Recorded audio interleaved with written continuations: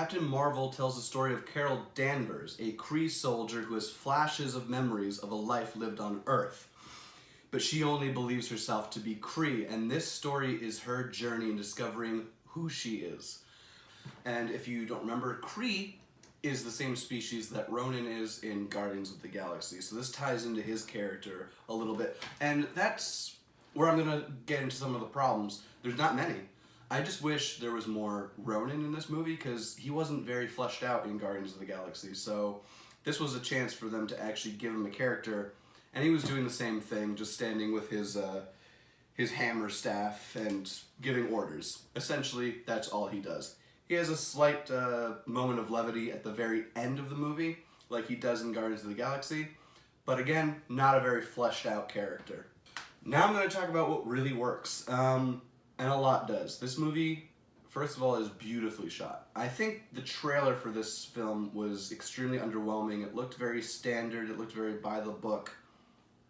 And while this movie does follow the formula, you know, big climax at the end, hero discovers they're a hero. It's an origin story of sorts, of course, but it has fun with itself. A lot of fun with itself. It's not self-serious at all. It has a lot of jokes, a lot of 90s references, which keeps the comedy at a very good pace. Samuel L. Jackson is hysterically funny in this movie. A lot of great one-liners, a lot of great just Samuel L. Jackson-isms. Even Brie Larson, who, that's a porn star. Brie Larson is also very funny in this movie. I think she actually works much better as a comedic actress. She was great in Community and in Scott Pilgrim versus the World. And I think that at her moments of levity, she's at her best. And at the moments of emotionality, she does a good job, but I'm not as invested with her in that sense. But I think she does a remarkable job with comedy. And there are actually very emotional moments in this movie. I actually cried at one point, which is, I don't do that a lot in movies. Usually a movie will get me like at the end, but not smack dab in the middle. There was an emotional scene that actually got the waterworks going. But there was a great balance of emotionality and comedy. And on top of all that, just great cinematography and competent. There's actually two directors for this movie, so two competent directors and screenwriters behind the camera. So I think Captain Marvel is one of the. Let's put it this way: Marvel has a lot of hits and a lot of misses. This one's a hit, for sure.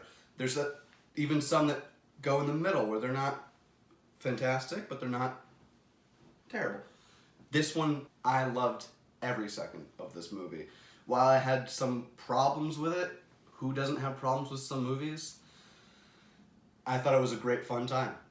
This movie takes place in 1995, so we get young Samuel L. Jackson, which was remarkable. He's in a ton of the film.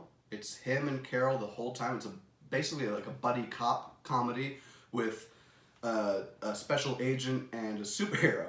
But then there's also Clark Gregg's character, Agent Coulson. And I just wish we got more. He's in the beginning, he's in a little bit of the middle, and he's at the end. So he basically bookends it with peppering it in the middle a little bit. Who I thought did a remarkable job in this movie, and I'm not going to get too much into his character. I'm not going to get into too much of this movie because there's a lot of spoilers. For something that takes place before the rest of the Marvel Universe, there's a lot to be spoiled. And there's a lot of Easter eggs, there's a lot of holes to fill. Nick Fury has two eyes in this movie, so hint, hint, wink, wink. But who I thought did a remarkable job in this movie is Ben Mendelsohn, one of our great actors working today. Very famous in Australia. He's starting to get bigger and bigger in the United States, as he was in Rogue One, and he was in Ready Player One, and now he's in Captain Marvel. And not that I wish he was in more of the movie. I think Jude Law is in a good portion of the movie. I just wish he had a little bit more to do. What I particularly, I have trouble with that word, particularly. What I particularly loved about this movie is for this female protagonist to... It's about not only discovering who she is and why, but proving to herself that she's good enough in a world of oppressors, in a world of people who have been telling her her whole life that she's not good enough.